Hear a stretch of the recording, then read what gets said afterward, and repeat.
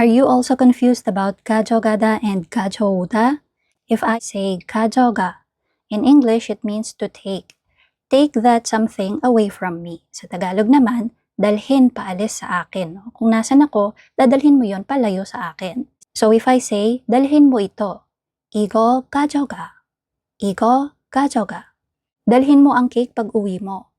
집에 갈 때 케이크 가져가. 집에 갈 때 케이크 가져가. Kung wala kang payong, dalhin mo to. 우산 없으면 이거 가져가.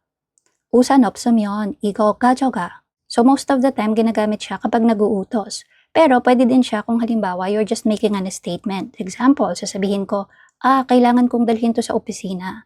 이건 회사로 가져가야 돼. 이건 회사로 가져가야 돼. Pwede mong dalhin ang natirang pagkain. 남은 음식 가져가도 돼. 남은 음식 가져가도 돼. Or kung sasabihin mo dun sa kausap mo na, dadalhin ko tong bag.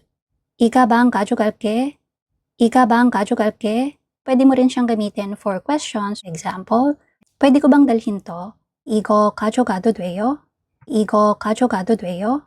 Pwede ko po bang iuwi itong libro? Or pwede ko po bang dalhin sa bahay itong libro? So again, no, you're taking that book away dun sa lugar. 이 책 집에 가져가도 돼요?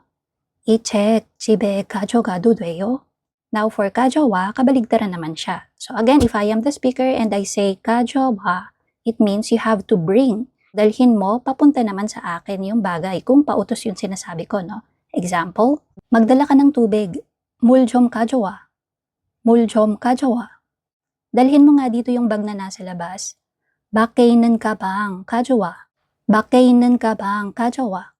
Magdala ka ng payong pagpunta mo rito. 올 때 우산 가져와.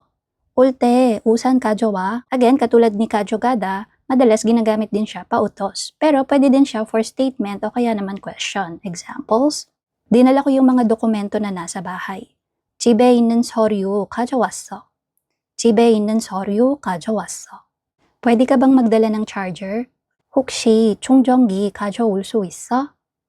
혹시 충전기 가져올 수 있어? dinala mo ba cellphone mo? 핸드폰 가져왔어? 핸드폰 가져왔어? So, ang key point is,